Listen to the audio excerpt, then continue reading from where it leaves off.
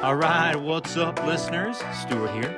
Episode 45, Me Duole podcast with Tanner Visnick. I don't know if you know Tanner, but you soon will. I saw Tanner for the first time at Point to Point, absolutely crushing the pro category. He ended up winning that day, and this is an episode where we get to know Tanner. He is a young, up-and-comer, racer, trainer, coach, phenom, really. We're grateful to spend a few minutes with Tanner and have him tell us his story, some of his keys to success, and to just hear how he gets along with life being so busy and so full of success. We're grateful for Tanner and thankful that he could reach out to us to connect on a podcast. Hope you enjoy it. Grateful for all the new kits that were picked up last week. Looking forward to camp down in St. George, and are obviously super grateful for everybody on the team who is participating down in camp, who's committed. You can still commit to come. The way you do that is $30 on the Shopify account. That lets us know that you're going to be there and be part of camp. You can still do so. We're going to start placing orders for food and all the swag and everything in the next couple weeks. So let us know if you want to come and be part of Team Camp down in St. George. All righty. Thanks, everybody. Grateful to have you, and hopefully you enjoyed this episode with Tanner. Thanks. All right, what's up? Welcome to Me Duole podcast. I am Stuart Anderson, joined just solely today by Tanner Visnick. Welcome, Tanner. Good morning. Morning. Good to chat with you, Stuart. Yeah, man. Grateful to have you on. I'll introduce Tanner in just one sec. Before we do, I wanted to just do a quick team business. Thanks, everybody, for kit pickup last week. I mean, we almost saw every single person. Only 10 lonesome bags remained that I shipped off this week to everybody. And everybody's already asking, which is disgusting, when are they going to order more flipping spandex? So we're going to open the team store again in April. So April 1st, we'll open everything back up. And then those kits will ship in June. We're looking forward to Team Camp, just a couple weeks away, March 17th and 20th down in St. George. Everyone's welcome. So come on down. There's 80 guys signed up already, and ladies, 80 guys and ladies. So there's still time to sign up. We're just go to the Shopify link and make it official, just $30. And besides that, dude, welcome Tanner. Tanner, current training status, Tanner. What are you doing right now? Well, so I am currently in Colorado, actually. I'm visiting my family here. And as luck would have it, as soon as I arrived, it got really cold. It's been highs around 10, 15. Yesterday's high was 8. Which in Salt Lake, I don't think it's hit 8 degrees once this whole year. So this has been quite the shocker. But I did bring my trainer with me. I got my kicker set up in the garage. Nice. So I've been doing trainer workouts and then a combination of some strength work. There's a gym like 3 minutes from here. And getting up on the mountain, doing some skiing as well. I love skiing and doing a variety of off the bike activities in the winter. I think it's really helps my motivation and mental health throughout the winter to, feel fresh going into the season. Obviously you need to do that certain level of maintenance with the trainer workouts, but I like adding in some of the skiing. That's kind of what my original background was in. And then going into March is when I'll, go more full into biking. And once it gets a little bit warmer and the weather gets a little bit nicer. Cool. Trainer Road, what is it? Zwift? What are you using? What are you doing? So my setup's actually, so I work with Sarah Kaufman, which I'm sure many of you all know. And so, she puts all my workouts on the Trading Peaks platform. But I just do the workouts. I upload them to like the Wahoo app and I, control the kicker through that. Yeah, I definitely would like to do Zwift at some point. But I haven't quite gotten into it yet. It's awful. Yeah. We'll have you part of our group. It's what I say to every single person that joins us. Welcome to hell. It's awful in there. Hey, if you don't know Tanner, so first time I saw Tanner, Kristen's at Point to Point last year. It was our first time. I was supporting her. I wasn't racing. And the pros go off. So Tanner's a professional mountain biker. If you don't know, he stood on the top of the podium for Point to Point last year. And, Round Valley is kind of fun. Everybody's still like laid back and whatever. It's like when the pros come through Round Valley, it is like almost Tanner. It was like terrifying to watch how fast you guys were coming, like down that hill through the parking lot. I think you guys have been, I mean, you guys have been going for the whole rest of that day. I could not fathom how hard you guys were riding. I mean, what was your total time at point to point? So I ended up around 6 hours 20, I believe. Goodness. Yeah. That's so just for reference, like Kristen, my wife finished in like 9:40. And dude, to watch you guys come through, and then you're sitting in the parking lot with Melissa, just like hanging out on chairs, like lounging about. I'm like, I would be in a hospital if you. It was quite an impressive day, man. Because I saw you at every single one of the feeding stations, and I mean, obviously, I'm there like, oh man, there's Lachlan. You guys were crushing Lachlan, like he was. Anyway, we'll get into that. Very good. Okay, so Tanner, before he was professional mountain biker, Tanner, professional skier, which he talked about just a minute ago on the Telemark World Cup, bachelor's degree with honors. Dude, what about this? In snow science mechanics? What in the world? What is that? So it's a pretty unique program to Montana State. So essentially it's a bit confusing because it's within the earth science department. So I did get a bachelor's of science. That being said, most of my coursework, at least from junior year on, like the upper level classes, that was in a lot of civil engineering courses, like starting with the basics of statics and dynamics, moving on to mechanics of materials and hydraulics and whatnot, fluid mechanics.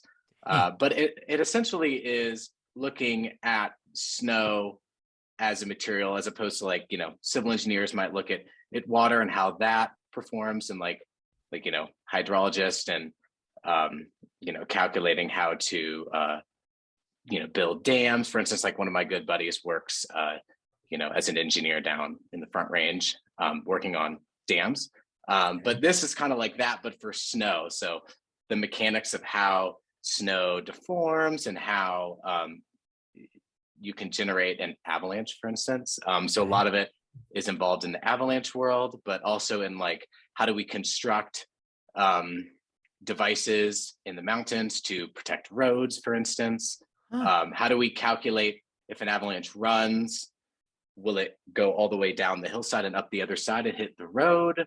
Like how much snow load is required for that to happen? And then that will go into informing engineering decisions as to what structure you might build, and what sort of mitigation you might do on the road. So this is it was a really cool degree. Super nerdy. Yeah. I love it. This is awesome. Yeah. Okay, so engineer. I mean, and then we'll talk about what you do full time now for a job. But did you work in that field for long? Like, or are you? I mean, you're a coach now, so we'll talk about that in a minute. But did you work in that field? Did you like work as a snow engineer? So I haven't had much experience with post undergrad work so far. Okay. When I got to like my senior year in undergrad, and actually post grad, is when I started to really excel in the mountain bike world. Okay. And so I made a decision to pursue my athletic pursuits and, to see where that would take me. And that brought me to Utah, and that took me into like the coaching sphere, which I'm doing right now. We'll talk about that later. But I'm still like exploring where I might want to take that next. But life kind of takes some unexpected turns and twists, and the demands of essentially developing like an off-road privateer program, which is what I've done for this year. It's sort of like a full-time job, actually. So I'm kind of just focusing on the racing and the coaching right now, and then in the future, we'll kind of delve back into that snow world. Okay, cool. Very good. Okay, so Tanner's been professional mountain bike racer since 2016 and coach since 2017.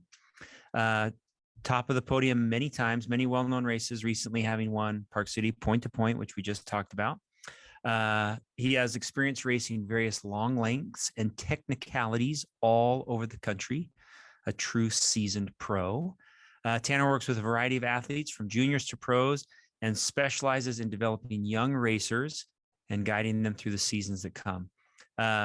Tanner, I spent a lot of time on your website. Really cool. I love this hashtag you've got here, want over watts. It's like the first big red thing you see when you go to the website. Explain that. Talk about that. That's cool. Yeah, for sure. So that comes from my experience in the cycling world. I got into it when I was up in undergrad, and I never went through one of these development programs in, something like a Boulder program or something in Utah. And so I just kind of rode my bike. My freshman year in Montana State, I didn't have a car. And if you've ever been to Bozeman, it's like a big open valley. So I would ride my bike between classes, my mountain bike, on the roads to get to the trailhead. And then I would ride the trail and then ride back into town on my mountain bike. So I just built all this fitness, and I had I didn't even use a heart rate monitor. I just was riding my bike. And then my buddies were like, you should hop in some races. I was like, okay. So I hopped in some races starting in 2016, and I had built all this fitness up doing that. But obviously I had some shortcomings, and I'd get my butt kicked at the start because I had no sprinting ability because I never did that. And so then I started honing in the specifics of, working on high intensity stuff and low intensity stuff, and building a more structured program. And that's kind of what I've done with Sarah, and Sarah's helped tremendously with that.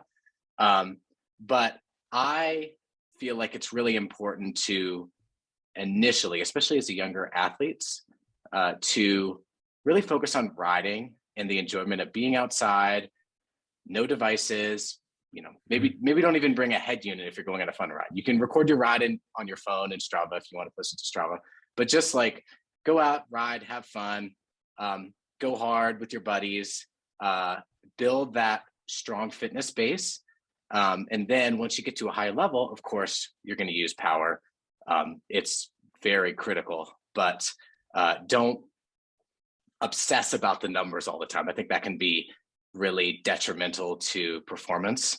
The metrics are important, but the passion and the drive behind, which to me stems from the love of riding itself, is what's most important for all athletes of any age. Yeah. Want over watts, man. That's the title of our podcast. 10. That's awesome. I love it. Let's talk for a second about how you got there. So maybe just give us some background, school, family, your kind of your history of how you've gotten to where you are. Definitely. So my family moved to Colorado when I was starting middle school, and so to Steamboat Springs, which if y'all aren't familiar with, it's a small resort town in Colorado. It's known as Ski Town, USA. So as you can imagine, everybody skis, and there's a big ski development program called the Steamboat Springs Winter Sports Club. It's known for producing the most Winter Olympians of any town in America, actually. Really? And yeah, I think it's up to 100, just shy of 100 when you include the Beijing 2022 athletes. You hear that, Park City? You're getting smoked, Park City. And Park City has the facilities now that are pretty unrivaled, but it's Steamboat and Park City are two of the best places if you're a winter athlete. So I, of course, wanted to get involved. And somebody I met at school was like, you should do this telemark skiing. I was like, what the heck is that? And he showed me a video, these people basically lunging down the mountain. I was like, that looks a little bit unnecessarily hard, but I'll give it a go. I always think that, yeah. But I was like, I like the challenge. I kind of wanted to do something different. So many people I knew were alpine racing or they were Nordic racing. And I was like, that's cool. I have a lot of respect for them, but I want to do something different. So I started telemark skiing. And the first year I started, the Telemark Nationals were in Steamboat. Steamboat's pretty big telemark community. And so I just hopped in as a junior. And the way the races are set up, I encourage you all to look up a video of it on YouTube. It's a really funky race format. It starts with GS gates that you have to do telemark turns, and there are judges that assess if you are doing a proper turn, which means there has to be a boot space between the heel of your front foot and the toe of your back foot. And then you have to smoothly transition to the other side when you go across the fall line to the next turn. And so you do the GS gates in telemark, and then you have a jump that you have to make a line, if you don't, you're penalized. And then you do more skiing, and then you go around this big bank turn, and then you skate ski. So you do the whole thing with long skate poles. What? It's like a combination of Nordic combined and Alpine ski racing into one event. Okay. And it's super fun. So I did that, and I got a letter in the mail that was like, you've been invited to be on the development team. And I was like, cool. So starting in high school, I started training with the ski racers at the Winter Sports Club. And it was a pretty intensive program. Like we did a lot of dry land training, a lot of aerobic conditioning, a lot of strength training. And my sophomore year, I went to a World Cup event. There was one in Steamboat. And then I actually went over to Spain for an event. And the next couple of years, I went to various World Cup events across Europe and in the US. And I really developed a strong passion for it and spent a lot of hours training for it. But when I went off to college, I started developing more of a love for endurance sport. And during my senior year, we did mountain biking as dry land training.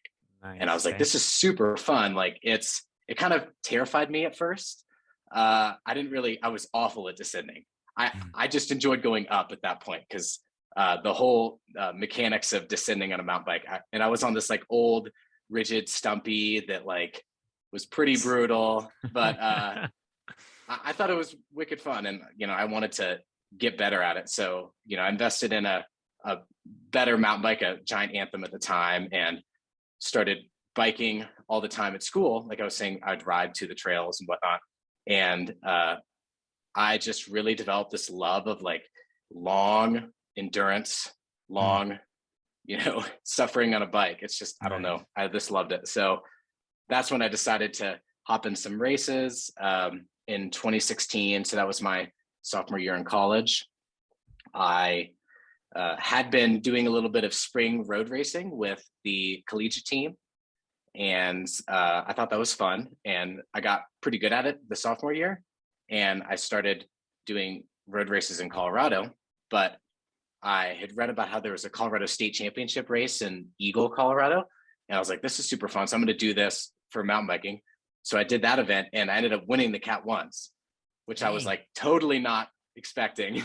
Yeah. And so then I upgraded to pro and I raced pro for the rest of the year and got my butt kicked at like the Firecracker 50. There's the Steamboat Stinger, various other events. And I just thought it was the greatest thing. And so 2017, I ended up doing a study abroad in Europe and I got injured, telemark racing again. So that kind of knocked me out for 2017, but then I got back into it 2018. And that's when I first started to actually really excel in the mountain bike world. I ended up winning the Steamboat Stinger that year. And I got second in the Breck 100. And I was like, oh, okay, I can actually like keep up with some of these pro guys, which was really good feeling after coming off from injury and not having raced in a while. And so I decided to pursue it more from there. And once I moved to Utah and had a little bit of a break for COVID, but last year I was back at it and racing again. And yeah, just love it. Dang, man. And what about like sometimes like a parent or family members play into how this, were you guys like an active family? Did you watch your mom and dad do it? Yeah. So not in the sports that I've done, so skiing and mountain biking, nobody, like my parents, they learned to ski when they were older. They were actually from Florida. Most of my family is from the South. So they didn't learn to ski until they were much older, but they learned at Steamboat. And, but they weren't really athletes per se. But once I moved to Steamboat, I got into it. And so they got into it more once I got into it. I would say my brother and sister, they're much older. They're 8 and 10 years older. They would ski when they were younger because my family would travel to Steamboat for vacations. And so they learned to ski there. And they've always been relatively athletic. But to be honest, like in the world that I'm racing in, I'm kind of the first person in my family to really get into racing per se.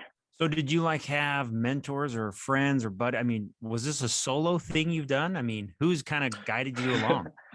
So in mountain biking, definitely had a lot of mentors here in Steamboat. There's a really good community of racers here. And I'd say about like 10, 15 years ago, there were a lot of top level racers in Steamboat. And that group of racers has gotten a bit older, but they would still all go to the town challenge events. And when I was first getting into racing, I would love going to these town events. It's kind of like the midweek mountain bike in Salt Lake, and they would just kick my butt. And I just thought these guys were like insane how good they were. Brad Bingham, who now is he welds frames, part of Bingham Built. He took over that business from Kent Erickson. He was a big racer here, and he helped me out a lot with like learning how to do basic maintenance on my bike, which I had no idea how to do at the time. And then another local guy, Jeff Minato, he was always very encouraging to me. And, we would go to various events and like we'd pre-ride the course and he'd like explain how to pick a line through this section and how to pace yourself. And then Alex Pond was another big racer here that has helped me out a lot. And so, yeah, I really feel lucky and very thankful that the community in Steamboat has been so supportive of me once I started to have success. And I definitely attribute that to their mentorship. Nice. I always joke around with my wife about like we're a bunch of on me Duole, bunch of dads, bunch of dudes working, families, but yet we kind of think of ourselves as like, oh no, I'm like basically a pro, so don't mess around.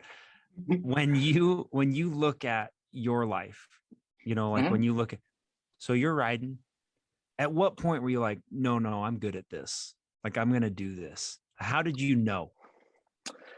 I would say probably 2018, after I graduated. That year I did the Whiskey Off-Road at the beginning of the season, and I kid you not, I had ridden my mountain bike 2 times before doing this race. Yeah. And don't tell me stuff like this, Tanner. Like ridiculous stuff. Oh, I got completely destroyed. I had been cross-country skiing all winter. And so I was fit, but I hadn't ridden my mountain bike because it's snowy in Bozeman until April. Right. And my buddy and I decided back in March we were going to do this event. And my wife likes to joke around. This is probably the dumbest thing you've ever done. She says, I flew down there. My buddy Payson Partridge, he still races at the pro level. He drove down with my bike because I had like classes on Thursday, I believe. And then I flew Friday. My flight was delayed. I showed up at Prescott while the women pros were warming up.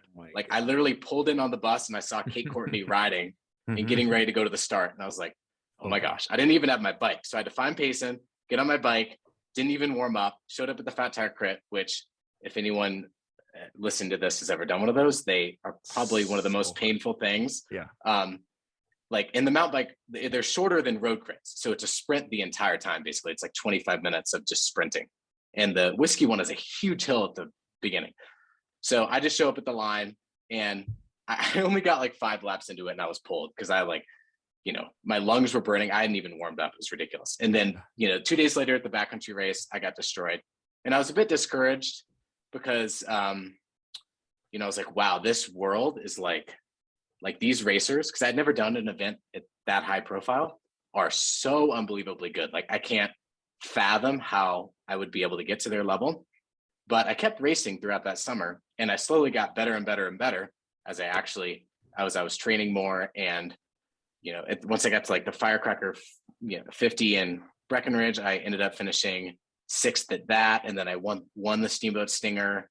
And so by the time we got to the end of that season, I was like, okay, like, look how far I've come just throughout the course of the season.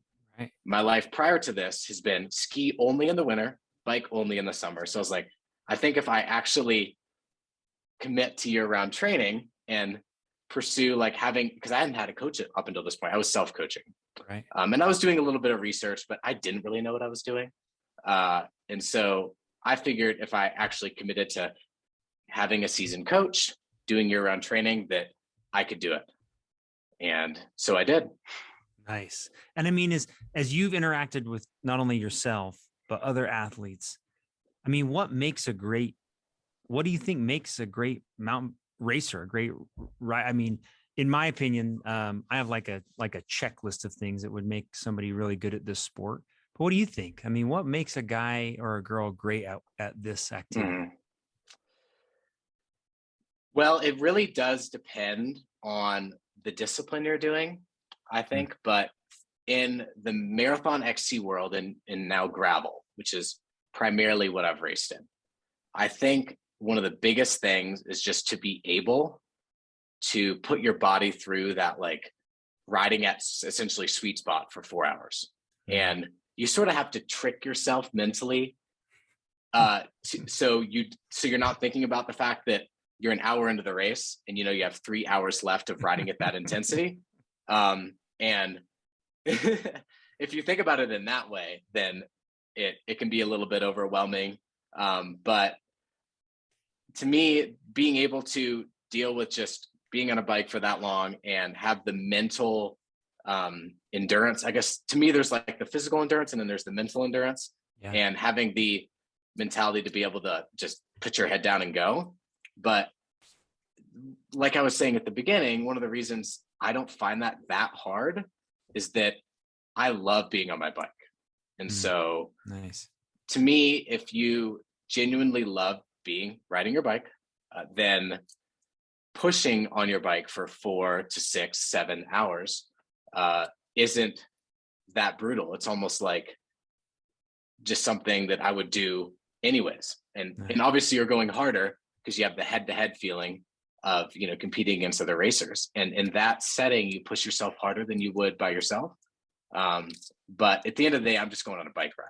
And, you know, I'm enjoying climbing up, you know, like in Colorado, you're climbing up to 12,000 feet. You're looking at 14,000 foot peaks. You know, you're taking the view for a minute. It's gorgeous. And then you rip down some fast single track. And, you know, that's always a nice reward for climbing. And just being able to be out there for like 5 hours, just ripping around on my Incredible. bike is Yeah. just the coolest thing to me. I love that. Great answer, Tanner. Well, let's talk in our little outline here. You talked about last season. Let's just spend a few minutes talking about Mhm. 2021, just because 2020, 2021, they've been super weird for pros. So you got injured in April. You want to talk about that? Like what happened? Yeah. So I, um, coming off 2020, where I basically didn't race, and Right. this is my first season working with Sarah, and we did a lot of like testing in 2020, and I did some virtual racing through Okay. the Wasatch Epic series, and I was like setting a lot of KOMs and like setting power PRs, and I was like, wow, I'm like, this structured training is really working. And I was super stoked going into 2021. A little bummed I couldn't race in 2020, but you know, during the winter time, I felt like I'd managed a pretty good mixture of off the bike volume and on the bike volume. And I went into the season feeling really good. I was like, this probably is the fittest I've ever been. Um, my power isn't quite what it was at the end of 2020, but it's close. And I feel fitter than, and like all my metrics and training peaks were the best that they had been. Nice. And the first thing I was going to do is the 6 hours of Frog Hollow, and Sarah and I were doing it as a duo. And we went down there and I did that race. It was super fun. I was fast. I think I had like the second fastest time on like the climb there, on like this climb segment on that. And I was like, okay. Cause I like looked at the fastest people on that and it was like Alex Wild and Keegan Swinson. I was like, okay, so Okay. my fitness is pretty good. Feeling good about this. So I left that event feeling pretty encouraged going into the Soho Bike Fest. But the next weekend, I was doing a endurance ride in Corner Canyon, and it was just one of those days where I woke up and I'd done a ton of training the day before, and I ended up doing some actually XC skiing. It was the closing day at Solitude, and the skiing was amazing. So I stayed up longer than I probably should have, and my body was pretty tired, but I was still supposed to do an endurance ride that day. So I was like, okay, I'm going to go out, but something just felt like I kind of felt like I shouldn't do it. That I should just tell Sarah that I did all my endurance off the bike. Like I probably shouldn't push it too much.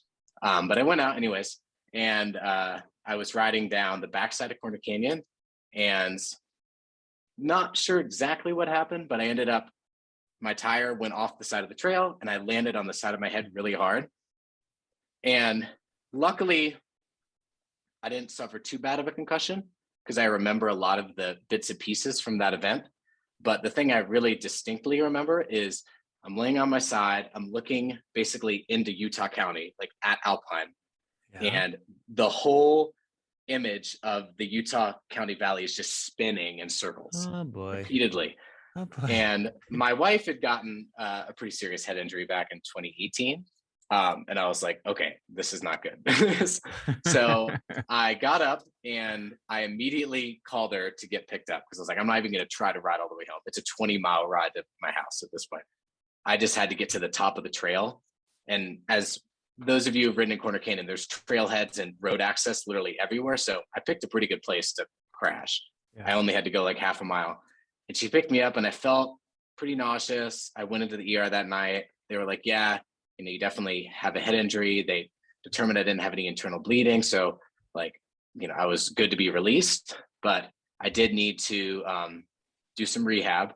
And as any highly motivated athlete would tell you, head injuries are one of the most frustrating things because being from an athlete's perspective, what feeling proactive is, like doing training to get yourself back to the top level, you can't do that. You literally just have to sit in your house.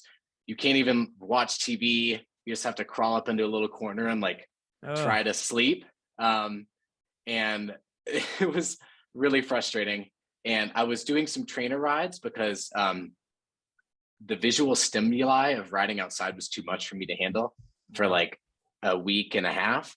And so I was just doing trainer rides, and I basically I would increase the intensity a little bit, and until where like the symptoms started to elevate, and then I'd have to decrease it again.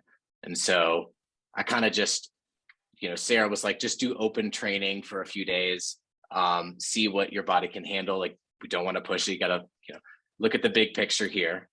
But eventually, I started doing more and more indoor training, and then I went back to doing outdoor training. But I missed the Soho Bike Fest, of course, because that would have been ill-advised. And so I went and watched, people race there. I knew several people that were at that event, and I was definitely a little bit bummed because I was like, I feel like I could be doing well here, but I can't race. And so the first event I did after hitting my head was the Gunnison Growler, which is this mountain bike event in Gunnison, Colorado. And it's pretty well known in the Colorado mountain bike scene, maybe not as much in Utah, but it's actually relatively technical, super fun riding, but a lot of rock features. And the bike I was racing on last year it's actually a 2018 Trek Top Fuel. I couldn't get a new bike for a couple of years due to supply chain issues. Yeah. And so it's like old XCGO mountain bike. It's like a 71-degree head angle. And I didn't have a dropper on it. So I'm like high posting it with this like old bike, trying to do all these rock drop-in features. And I was like, okay, this is sketching me out a little bit. So I had a race plan in my head. I was like, okay, I'm going to go super hard for the first half of the race and hopefully, go out by myself and build a big enough lead because the last 5 miles were really technical. And I was like, in order to, preserve my head so I don't crash, I think I'm going to have to walk some of these sections. And so I built like a 5-minute lead through the halfway point. But I looked at the course profile, said that the first aid station was going to be at like 11 miles and it was 16. So I only brought 1 water bottle with me. Yeah. And so I was severely dehydrated. So I get to the aid station and I grab 2 bottles, throw one in my pocket and just start chugging water. And then I get to the technical sections and I walked a couple of them, but I run through and quickly get back on my bike. It was sort of like cyclocross. And I could see one of the guys, Cooper Weens, actually, he's starting to catch me. And I was like, oh, shoot. So I just hammer out the last couple miles and I ended up winning. And I was like, okay, this was the confidence booster I need. Obviously, walking sections of the trail is not ideal, but that was, I'll take it as a win coming off the head injury. And so I did, several other races after that, GoPro Mountain Games, Firecracker 50, US Nationals. And I didn't do as well as I'd hoped at these. I thought this may have been attributed to the head injury back in April, but I was developing a lot of like pre-race anxiety. And my heart rate at the start line for all these events was like 120, which for me is really high. Like I'm usually pretty good at getting my heart rate like at a comfortable, maybe like 80 at the start line. And so my power was all kind of lagging in these events, but my heart rates were like, I was setting heart rate PRs or close to it, and not quite at the level I was hoping to be at. But I wouldn't have any of these symptoms in training. So I was like a bit confused what was going on. But I tried various techniques of how to like calm myself down. And I did the Telemark 100 in late July. And I finally didn't have the symptoms. And I was like, okay, this is good. So I had a pretty clean race. I ended up riding with Keegan Swinson, like for the first 30 miles. Me and him were ahead of everybody. And I was just trying to follow his wheel on this single track section that was kind of rolly and then it was downhill. Because I was like, okay, he's obviously a better descender than me. So if I'm able to follow his lines through here, I can build a big enough gap from the rest of the field, because I know he's going to drop me once we get to the next climb, like hands down. But if I can build enough of a lead, I can like solo it and beat everybody else and get second. But so he drops me, and Kyle Trudeau is like, I can see him catching up with me, and we ride together for a little bit. And then we're traversing this side hill, and it's kind of shaly, and there's some old mine tailings and stuff. And I think this is what happened, but I ended up getting like a catastrophic flat.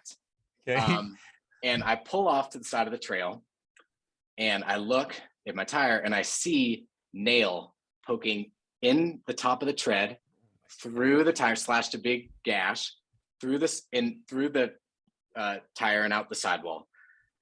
And I was like, okay, my guess is what happened is that Kyle in front of me like knocked the nail up with his tire, and that I ended up just riding over it.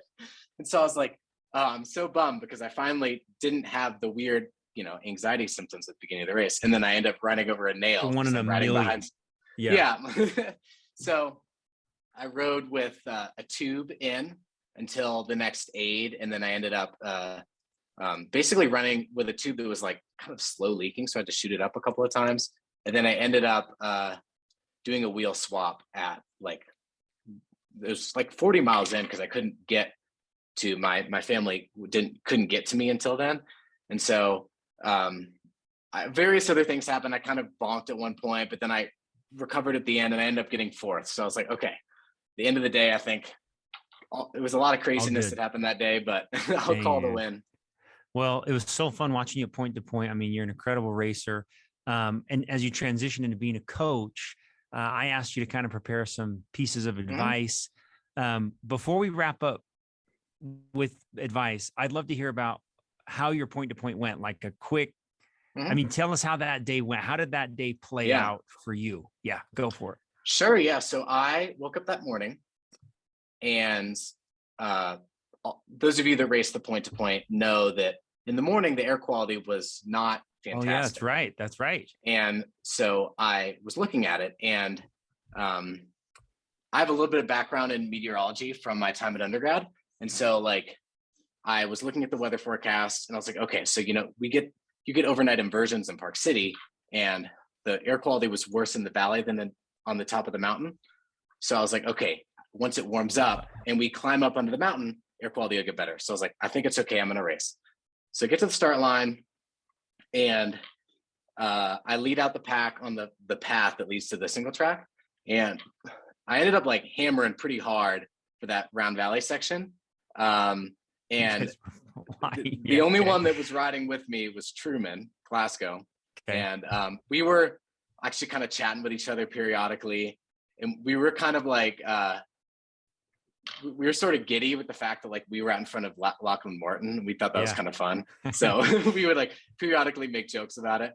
And then we basically kind of yo-yoed for the majority of that race. And in hindsight, I probably took it out a little bit too hard in Round Valley because my power did fall off in the last 25 miles or so. But when I got to the Silver Lake Aid, which is about 30 miles in, Truman, got his feed and he kept going and he was hammering up the big bear climb. And I was looking at my heart rate and my power and I was like, okay, I think I'm going to, tone it back a little bit. I'll let him actually get a little bit ahead. And then hopefully I can reel him in later because I think I need to really, lower my intensity, focus on eating and drinking and hydrating and not continue to just hammer. And he was in front of me for about, I think the next 20 miles. Really? And I would periodically see him like on certain descents, like there's a million switchbacks on that route. So like the Boulder descent on Deer Valley, like it switchbacks like 3 or 4 times. So I'd see him like 3 switchbacks ahead, trying to calculate in my head how far ahead that actually is. And then we get to the Johns Trail section, which is my favorite trail on that course because it's very old school.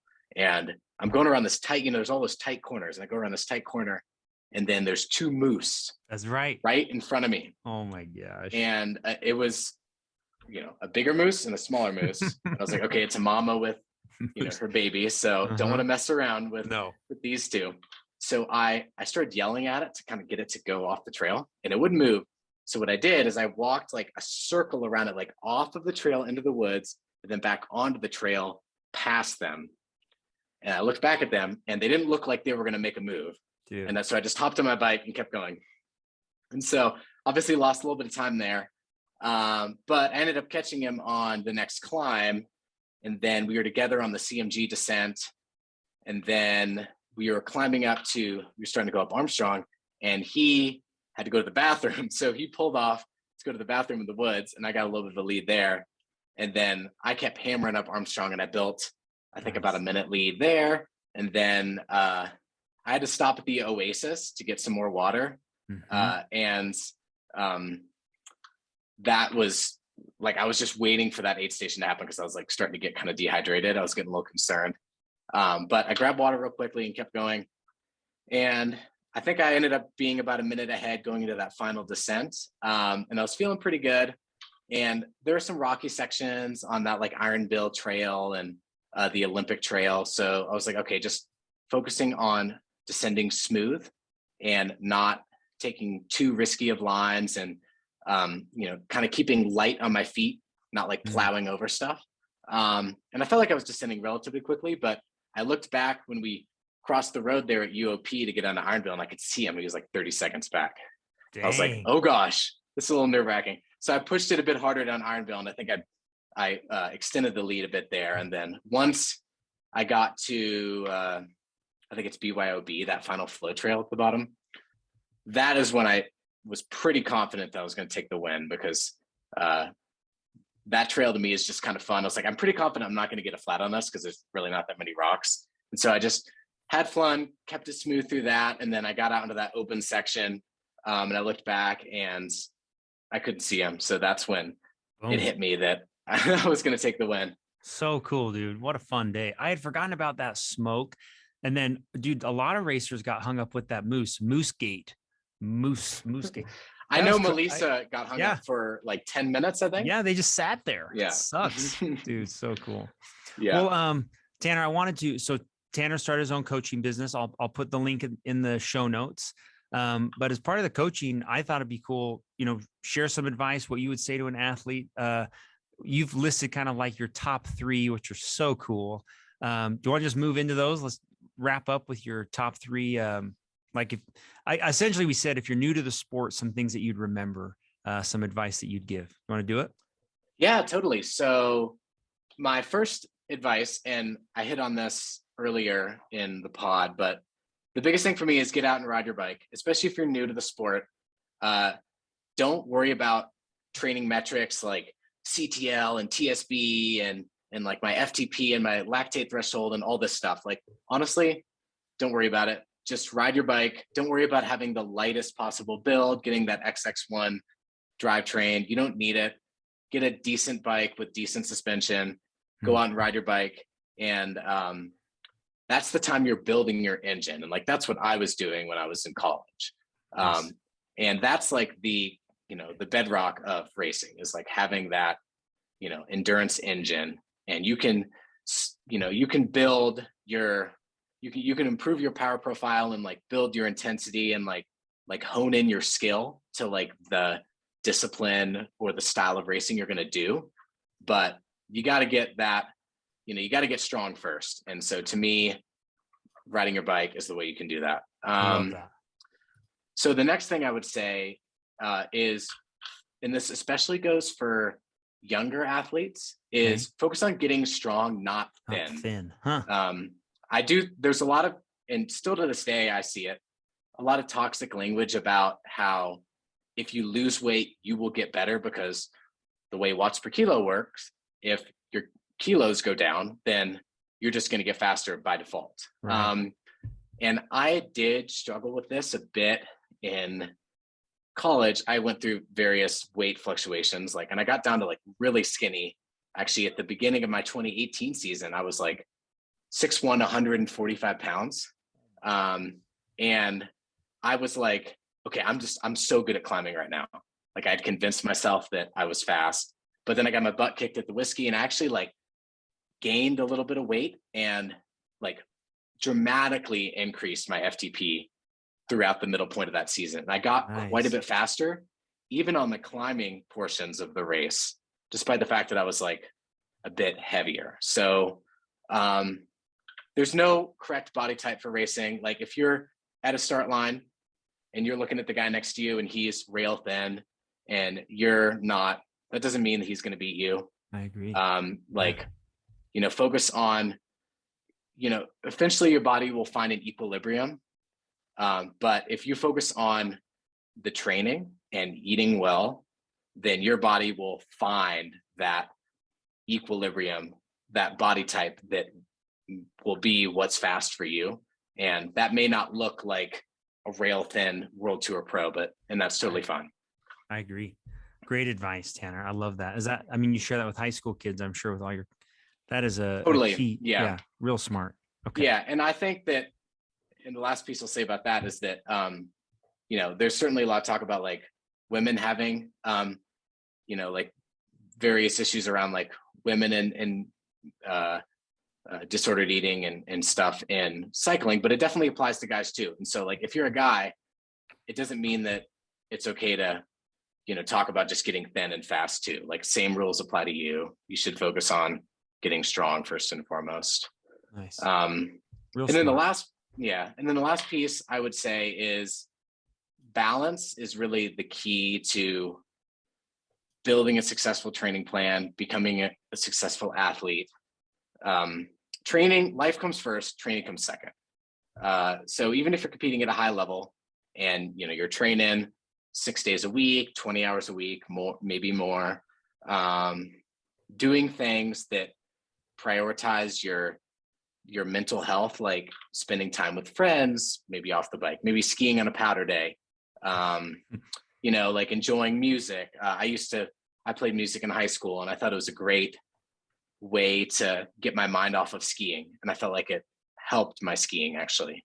And so if there's an instance where you miss a training workout to do something that is going to be beneficial to your mental health, then that is 100% okay. You're not a failure for missing a workout. Life isn't all about training, and you got to look at the bigger picture. Doing stuff that is going to keep you feeling good and being mentally strong is more important than nailing all of your workouts. And so I think balance is 100% the most important thing. I agree. And I think that one kind of like compounds over the years. Like you might be able to suffer through like, well, I'm not balanced, dude. But sooner or later, I think that catches up with an athlete. Totally. Whether they just like burn out and they're like, dude, I am done. They don't even, they almost like need a whole year away. So that is very good advice, but also very difficult. As things stack up on top of us as athletes. So great advice. Totally.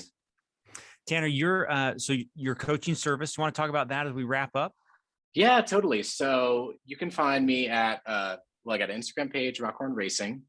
www.rockhornracing.com is the website. And the name is we grew up in Bozeman, and two of our favorite places were this Lockhorn Cider House and Rock Haven Camp. So we combined the name to Rockhorn. So that's the backstory behind that. But basically, I'm offering a variety of coaching services to individual athletes, to teams. If any of that is of interest to you, feel free to reach out to me. My services include, you'll see like the different packages I have on the website. Those are like general guidance as to what I would offer. If you want to reach out to me and we have an interview and you're like, I need this, like, let's say, I'm managing a bunch of other sports and I just want somebody to maintain my fitness while I'm doing these other things. I'm happy to be flexible and like kind of build in your own custom plan. So if any of that interests you, feel free to reach out. I'm going to be operating through the Training Peaks platform. If you're training with power, going to be using WKO5 software to optimize your power profile there. And I really want to work on my biggest goal with this is having top level communication. And so I want to be talking to my athletes, and the clients I have so far, we text almost every day. I have phone calls with them almost weekly. I try to reach out to them to see if they want to chat. I think that chatting, especially over like a Zoom platform where you can see people's body language and kind of see how they're doing and how, the training is working for them. And so I want to make sure that, I'm keeping up with all my clients and making sure that the training is working for them. If something is not working, let me know right away. And so very cool. That is a little bit of background there, but feel free to, reach out on the website or shoot me an email, rockhornracing@gmail.com, if you want to learn more. Sure. And the link will be in the show notes. I'll include it. And then obviously if we're posting this to Instagram and stuff, we'll be able to see your page and connect with you. Tanner, I am flattered that you would be on the program with us. Dude, you're a stud, and lots of fun. I wish we would have had a little more time on these pieces of advice. Maybe we can have you back on after the summer or something like that. We can talk more about what you learned in 2022 and just kind of how the season goes. It'd be fun to have you back on. So appreciate it. Yeah, that'd be great. And I'm looking forward to seeing you out there on the race course as well. Yeah, right, dude. I'll be a support. I ain't going to be riding. I'll just be handing you bottles. Sounds good. All right. The more the merrier. All right, Tanner. Appreciate it, man. Have a great day. All right. Thank you.